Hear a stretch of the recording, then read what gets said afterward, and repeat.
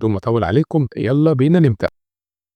فيلمنا النهاردة بيبدأ مع راجل راكب العربية بتاعته وبيسحب معاه شاحنة كبيرة وبيمشي في طريق مهجور وقديم وبيركن على جنب بعد شوية وبيقف يستنى حد، وفي الوقت ده بتوصل عربية تانية وبرضه سحبة معاها شاحنة ضخمة جدا وبيركن صاحبها وبينزل يتكلم معاه وبيعرف على نفسه وبيقول له إن اسمه جالي، وبنفهم من كلامهم إن الراجل العجوز جاي علشان يبيع نمر وبيشرح له إنه بيعمل كده بس لأن السيرك بتاعه خلاص ما بقاش محتاج النمر تاني، وبيحكي له إن النمر خرج عن السيطرة وقتل واحد من العمال ومن ساعتها محدش حابب وجوده في السيرك، وبيأكد له إن ده أذكى وأقوى نمر ممكن يشوفه في حياته وإن نوعه نادر جدا، وبينصحه ياخد باله منه لأن الفترة دي غضبان جدا وبيفقد السيطرة على أعصابه وممكن يأذيه، وبيقول له قبل ما يمشي إن النمر ما أكلش حاجة بقاله أسبوعين علشان يضعفوا قوته شوية وما يهجمش على أي حد تاني لغاية ما يتباع، وبيشتري جوني النمر بالرغم من كل اللي عارفه لأنه حابب يعمل حديقة سفاري كبيرة ويستثمر فيها، وبيتنقل المشهد بعد كده لكالي اللي بتاخد معاها أخوها الصغير توم وبتعرف إن عنده توحد والمعاملة معاه لازم تكون خاصة جدا، وعلشان كده بتقرر كيلي تسيبه في مكان خاص بالحالة بتاعته لأن مامتهم ماتت وهي ما عندهاش أي وقت تهتم بيه خالص، فبتضطر كيلي تعمل كل بال لأنها حابة تدخل الجامعة اللي بتحلم بيها وتكمل دراسة، وبتزعل جدا إنها تمشي وتسيب أخوها لوحده ولكن ما بتلاقيش أي حل تاني، وبتقوم كيلي علشان تودع أخوها وبتنسى إن عنده رهاب اجتماعي وما بيحبش أي حد يلمسه فبيفضل جدا وبيفضل يصرخ وبيتعامل معاها بعنف شديد، وفي اللحظة دي بتنادي المدير على المساعدة بتاعتها وبتتكلم معاها بصوت واطي جدا، وبعدها بتقول لكيلي إن الفلوس اللي دفعتها علشان إقامة توم مش كفاية ولازم تكمل المبلغ كل الأول، فبتأكد لها كيلي إن في حاجة غلط وبتتصل بمدير الحساب بتاعها وبتفهم منه إن جوز مامتها سحب كل الفلوس اللي في الحساب بالليل ومش باقي فيه أي حاجة خالص، وفي المشهد اللي بعده بنكتشف إن جوني هو نفسه جوز مامتها وإنه أخد الفلوس دي علشان يشتري بيها النمر، وبيخطط جوني إنه يحول البيت والمكان اللي حواليه لحديقة سفاري خاصة بيه ويكسب منها فلوس كتيرة قوي، وقبلها بكام ساعة الأخبار كلها بتحذر إن في إعصار كبير هيحصل في المنطقة وبيطلبوا من كل المواطنين يفضلوا في بيوتهم، وبيقرر جوني يحط ألواح خشبية على كل البيت من بره علشان يحميه من الإعصار، وبتوصل كيلي في الوقت ده وبتتخانق معاه وبتقول له إنه ما ينفعش ياخد كل الفلوس وإنها محتاجة مبلغ علشان طعم، وبيشرح لها جوني إن مامتها سابت وصية ليه وبالطريقة دي قدر يسحب كل الفلوس لأنها من حقه، وبيتكلم بكل بساطة وبيقول لها إنها تقدر تروح الكلية بتاعتها وتسيب توم هو اللي يهتم بيه، وبتضطر كيلي تسمع كلامه وبتقرر تأجل الجامعة شوية لحد ما تطمن على أخوها، وبالفعل بتتصل بالمدير وبتأجل الجامعة الترم ده كله وبتقول له إن عندها شوية مشاكل ولازم تحلها الأول، وبيعتذر المدير وبيرفض وبيقول لها إنها أجلت المنحة مرتين ودي التالتة ومش هيقدر يأجل أكتر من كده، وبيقول لها إن دي آخر فرصة ليها وبعدها المنحة هتروح لحد تاني، وبيديلها كمان مهلة تفكر وترد عليه، وبتحاول تساعد توم علشان ينام وبتلمس باسمه بالغلط فبيخرج عن السيطرة وبيفضل يصرخ وبيجري يستخبى في مكانه اللي متعود عليه، ولما بتقعد كيلي لوحدها بتعيط من كتر الضغط اللي حاسة بيه وبتشوف إن المسؤولية دي كلها كبيرة عليها قوي، وفي الوقت ده بيكمل جالي الألواح الخشبية اللي بيركبها، والغريب إن في حد بيفتح الباب بتاع القفص اللي محبوس فيه النمر وبيكسر الباب كمان بتاع الباب الرئيسي وبيسيب النمر يدخل البيت، وفي نص الليل بتقوم كيلي تطمن على توم وبعدها بتنزل تجيب شوية مية من المطبخ، ولكن فجأة بتسمع صوت دوشة جاي من تحت، ولما بتدور كويس بتتصدم لأنها بتشوف النمر ماشي عادي في نص البيت، فبتمشي بالراحة خالص وبترجع من تاني للأوضة وبتفتح الشباك وبتحاول تهرب، وطبعا بيكون مسدود بالخشب اللي توم حطه، فبتجري علشان تجيب الموبايل بتاعها وبتتصدم لما بتلاقيه مش موجود في أي مكان، وبتفتكر إنه وقع مع الغسيل اللي حطته في الغسالة من شوية، فبتفتح الباب بالراحة وبتحاول تتأكد إن النمر مش قدامها وبتحاول تستخدم التليفون الأرضي وطبعا ما بيكونش شغال بسبب الإعصار، وبتسمع صوت النمر وبتبص تحت تشوفه بتشوفه بيعمل إيه، فبتجري على أوضة توم وبتلاقي الشباك بتاعه مسدود برضه. والصدمة الأكبر لما بتلاقي سرير توم فاضي وإنه مش موجود في الأوضة، وعلشان كده بتقلب الأوضة كلها. ولما بتتأكد إنه مش فيها بتقرر تنزل بسرعة تدور على الموبايل بتاعها وتطلب المساعدة. ولما بتلاقي خدمة الطوارئ قافلة بتقرر تتصل بجولي، وللأسف جولي بيسيب موبايله في العربية وبيكون سهران في مكان ومش مركز خالص. وبتحاول كيلي ترجع لأوضتها من تاني، ولكن النمر بيكون واصل لفوق خلاص. فبترجع بهدوء علشان تنزل تاني قبل ما يحس بيها، وبتجرب تكسر الخشب اللي موجود على باب المطبخ، بس للأسف بتعمل صوت دوشة عالي قوي وبيسمع النمر الصوت ده وبينجذب لمكانها. فبتاخد كيلي السكينة وبتستخبى في أوضة الغسيل بسرعة، وبتلاقي فتحة وبتحاول تهرب منها. وبتغضب أكتر لما بتلاقيها هي كمان مسدودة، فبتخبط عليها تلفت انتباه النمر تاني لمكانها، وبيبدأ يكسر في الباب علشان يوصل لها. وبتستخدم كيلي جردل وبتقف عليه وبتطلع علشان تستخبى من فتحة التهوية، وبيقع الموبايل منها بالغلط. وبتحاول تفضل هادية على قد ما تقدر لحد ما النمر يمشي، وبيدور النمر عليها زي المجنون في الأوضة كلها لأنه شامم ريحتها. وفجأة الموبايل بتاعها بيرن وبيدوس النمر عليه وبيكسره، وبتتعب كيلي جدا وبتحس إنها بتتزحلق وهتقع، وبيطلع منها كمان صوت ضعيف لأنها بتخبط في الحيطة. وللأسف الشديد النمر بيقدر إنه يوصل لمكانها وبيقدم على الفتحة وبيحاول إنه يمسكها بكل الطرق. وبتبذل كيلي مجهود كبير علشان تطلع لفوق أكتر وتهرب منه، ومن حظها الحلو إنه بيكون أكبر وأضخم من إنه يدخل الفتحة. وبتكافح بكل قوتها لحد ما بتوصل للفتحة اللي بتوصلها للدور التالي. ولما بتخرج منها بتلاقي توم قاعد على الأرض، فبتاخده علشان تروح لأوضتها، ولكن توم بيرفض إنه يسمع كلامها وبتلاقيه ماشي في اتجاه تاني. فبتجري عليه بسرعة وبتحاول تمنعه إنه ينزل، وبتستغل إنه ما بيحبش حد يلمسه وبتخليه يبعد لورا لحد ما بيوصل للأوضة. وبتبدأ تستخدم الكمبيوتر بتاعها علشان تطلب المساعدة من أي حد. والكارثة إن النت بيكون مفصول طبعا بسبب الجو، وبيوصل النمر لمكانهم وبيبدأ يكسر في الباب. وبتمسك كيلي توم بالعافية وبتكتم صوته، وبتمسك إزازة عطر وبترميها في كل مكان على الأرض علشان تشتت النمر. وبيدخل النمر وبيطلع على السرير، وبتقلق كيلي جدا في اللحظة دي وما بتكونش عارفة إيه خطوته الجاية، وبتفضل على أعصابها. وبيجي لهم النمر من الاتجاه التالي وبيحاول يمسكها وبيبدأ يهجم عليها وبيقلب السرير بكل قوته عليهم هما الاتنين. فبتستغل كيلي الفرصة دي وبتاخد السرير درع ليها وبتمنع النمر إنه يوصل لها هي وأخوها، وبتوصل لبيت تاني وبتهرب منه هي وطعم. وبعد كده بيوصلوا للدور الأرضي وبتستخدم ترابيزة صغيرة وبتحاول تكسر بيها الخشب. ولما بتعرف إنه مفيش فايدة بتفكر في حاجة تانية، وبتجري على التلاجة وبتجيب كمية من اللحمة وبتجيب كمان حبوب منومة وبتحطها في اللحمة علشان تعمل فخ للنمر. وبيتعب توم في الوقت ده وبيفضل يصرخ، وهي بتعمل كرات لحمة وبترميها في كل مكان في الأرض. وبيوصل النمر في الوقت ده وبيبدأ ياكل في اللحم اللي بيقابله في طريقه. فبتستغل كيلي الفرصة وبتسحب أخوها بالعافية للدور التالي، وبتقرر يستخبوا هما الاتنين في الجزء العلوي من البيت. وبتحاول تفتح الباب بالعافية وبتستغرب جدا إن في حد قفله، وطبعا توم ما بيكونش فاهم الخطر اللي هما فيه وبينزل لتحت من تالي. فبتجري كيلي علشان تلحقه وبتطمن لما بتعرف إنه استخبى في الأوضة، وبتدخل معاه وبتقفل الباب وراها وبتخرج من باب تاني بيوصل للصالة. وبتستحدى هي وتوم في أوضة لسه معمولة جديدة في البيت ومحدش استخدمها خالص. وبتسد كيلي الباب بشوية أساس وبتحاول تفكر في أي طريقة يهربوا بيها من هنا، ولكن النمر بيلاقيهم تالي وبيبدأ يكسر في الباب بقوة أكبر من اللي فاتت. وما بتلاقيش كيلي أي حل تاني غير إنهم يستخبوا في الدولاب. وبيفضل النمر يشم في كل جزء في الأوضة لحد ما بيحدد مكانهم. وبتفكر كيلي في اللحظة دي هتتصرف إزاي، وبتحاول تكسر الحيطة اللي وراها، وفعلا بتقدر تعمل فتحة صغيرة وبترمي توم منها علشان تنقذه. وبتجرب تنط هي كمان، ولكن الوحش بيمسكها وبيعمل لها جرح كبير قوي في رجليها. وبتقدر في الآخر إنها تهرب من الفتحة، وعلشان الفتحة بتكون صغيرة جدا فالنمر ما بيقدرش يعدي معاهم. وبتاخد أخوها وبتهرب لأوضة تانية وبتفضل تضرب في الخشب بالمضرب اللي معاها. وبتفتكر في اللحظة دي إن في سلاح موجود في الأوضة اللي هما فيها، وبتلاقي الرصاص في وشها. فبتقلب الأوضة كلها كلها علشان توصل للسلاح وتستخدمه، وبتتعب جدا لأنها بتنزف جامد وبتحاول تكتم الجرح وتتحمل علشان أخوها. وبالصدفة من بين الورق بتاخد بالها من وصية مامتها وبتتصدم لما بتقرأها، وبتعرف إن مامتها سايبة مبلغ كبير جدا ليها هي وأخوها، وبتفهم إن جولي هو اللي خطط لكل ده علشان يتخلص منهم هما الاتنين وياخد الورث كله لنفسه. وبتصمم تدور على السلاح وبتلاقيه بالفعل المرة دي، وبتحط الرصاص فيه وبتخرج علشان تواجه النمر بنفسها. وللأسف توم بيخرج هو كمان وبيعرض حياته للخطر، وبيوصل النمر وبيكمل أكل في اللحمة المرمية وبيكون قريب جدا من كالي. وفي اللحظة دي بيشغل توم التلفزيون وبيعمل دوشة في الأوضة التانية وبيلفت انتباه النمر وبيروح له، وبتستغل كيلي الفرصة وبتوجه السلاح على النمر علشان تقتله. ومن حظها الوحش إن أول مكان بيكون فاضي من الرصاص وبتضرب على الفاضي، فبيسمع النمر الصوت وبيبص في اتجاهها، فبتخاف منه وبتضرب نار بشكل عشوائي وبتحاول تهرب وبتوصل لأوضة وبتستخبى تحت الترابيزة. والنمر بيطلع فوق الترابيزة وبيعمل صوت مرعب جدا، وبتبص كيلي كويس وبتعرف إنه بيبص على انعكاس صورته في المراية وخايف قوي، فبتستغل الفرصة دي وبتقفل عليه وبتهرب. وبتبص لأخوها وبتاخده معاها بالعافية، وبيغضب توم جدا لأنها لمسته وبيضربها جامد في وشها وبتفضل تنزف. وبيشوفها النمر وبيعرف مكانها وبيكسر الإزاز في ثواني علشان يمسكها، فبتجري كيلي وبتستخبى في المطبخ وبتستغل فرصة إنه واقف على البوتاجاز وبتفتح النار عليه، فبينط النمر بسرعة وبينزل على الأرض من كتر الألم. وبتحاول كيلي تصوب عليه ولكنها برضه بتفشل، وبترمي عليه حلل كتيرة وبتهرب منه تاني، وبتسد الباب بحديدة كبيرة جدا وبتقدر المرة دي تكسر الخشب اللي موجود على شباك الأوضة دي. وبتوصل للشارع في الوقت المناسب وبتجري علشان تركب العربية وبتحاول تشغلها كمان علشان تمشي، وبتفتكر ساعتها مامتها وكل اللحظات الحلوة اللي عاشتها هي وأخوها معاها، وبتحس إنها مش هتقدر تتخلى عن أخوها وحبها ليه بيكون أكبر من خوفها، فبتقرر تنزل وتنقذه. وبالفعل بترجع البيت مرة تانية وبتاخد السلاح بكل شجاعة وبتدور على أخوها في كل مكان، ولكن ما بتلاقيش ليه أي أثر حتى في أوضته. ولما بتدور أكتر بتلاقيه مستخبي في دولاب قديم جدا، وبتاخده وبتروح بيه للحمام وبتقفل عليه وبترجع تلبس هدومها وبتقرر تنفذ خطة معينة علشان تخلص على الوحش. وبتمسك شعلة نار في إيديها علشان تحمي نفسها منه وما يقربش منها مهما حصل، وفي نفس الوقت بتاخد توم يمكن تقدر تهرب بيه من نفس الفتحة اللي هربت منها لوحدها. وأول ما النمر بيظهر قدامهم بتهجم كيلي عليه بالنار وبيبعد من كتر الخوف، وبتستخدم آخر رصاصة معاها والمرة دي بقى أخيرا بتيجي فيه، ولكنه برضه مش بيموت، فبتفضل ترجع لورا هي وأخوها وبتستخبى معاه في الفريزر وبتقفل عليها من جوه. وبيهجم النمر عليهم وبيفضل يخبط بكل غضب علشان يوصل لهم، بس بيفقد الأمل من كتر المحاولة. فبتستغرب كيلي إن صوته اختفى خالص، وبعد وقت طويل بتقرر كيلي تخرج وتشوف إيه اللي حصل، وبتتأكد إنه مش في الأوضة وبتاخد توم كمان، وبتسمع صوت حد بيحفر في الباب وبيحاول يفتحه، وبتتفاجأ لما بتشوف جوني داخل ومعاه السلاح. وبتتأكد ساعتها إنه السبب في كل ده لأنه داخل خايف علشان متأكد إن النمر جوه ومتوقع إن هما الاتنين يكونوا خلاص ماتوا. وبتقف كيلي في وشه وبتقوله إنها عارفة كل اللي حصل وبتتحايل عليه يسيب توم عايش لأنه أصلا ملوش أي ذنب ولا فاهم أي حاجة. وقبل ما تكمل كلامها النمر بيظهر وبيهجم على جوني بكل وحشية وبيسحبه على الأرض وبياكل فيه، وطبعا بيتجاهل كيلي وتوم خالص بما إنه خلاص لا فريسة، فبيستغلوا الفرصة وبيهربوا هما الاتنين من الباب. وبتتبسط كيلي إنها أخيرا قدرت تنقذ أخوها وتحميه، وفي نفس الوقت برضه هتقدر تحقق حلمها بالفلوس الكتيرة اللي مامتها سابتها لهم.